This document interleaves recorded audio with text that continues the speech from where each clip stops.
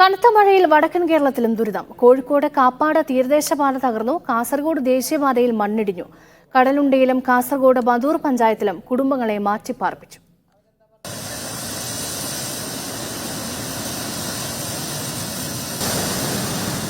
കനത്ത മഴയിൽ വലിയ നാശനഷ്ടങ്ങളാണ് കോഴിക്കോട് ജില്ലയിൽ റിപ്പോർട്ട് ചെയ്യുന്നത്.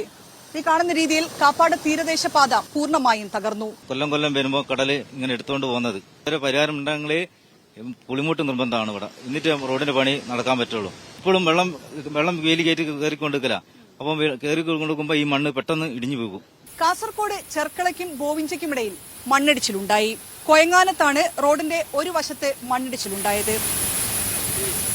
കുറ്റിക്കോൽ പള്ളഞ്ചി ഫോറസ്റ്റിൽ കൈവരിയില്ലാത്ത പാലത്തിലൂടെ സഞ്ചരിച്ച കാർ ഒഴുക്കിൽപ്പെട്ടു. പാറപ്പള്ളിയിൽ നിന്ന് ഉപ്പിനങ്ങാടിയിലേക്ക് പോവുകയായിരുന്ന കാർ ഒഴുക്കിന്റെ ശക്തിയിൽ പാലത്തിൽ നിന്നും ഒഴുകി പോവുകയായിരുന്നു. മധൂർ സിദ്ധിവിനായക ക്ഷേത്രത്തിൽ വെള്ളം കയറി. മധൂർ പഞ്ചായത്തിൽ നിന്ന് 5 കുടുംബങ്ങളെ മാറ്റിപ്പാർപ്പിച്ചിട്ടുണ്ട്. കണ്ണൂർ ആലക്കോട് കാർത്തികപുരം സ്കൂളിന്റെ മതിലിടിഞ്ഞു.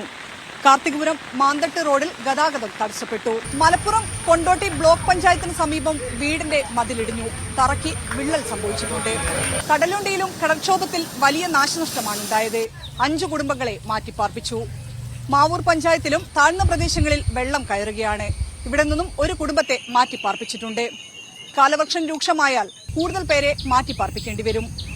വിവിധ ബ്യൂറോകൾക്കൊപ്പം ഷിത ജഗത്, മീഡിയ 1, കോഴിക്കോട്.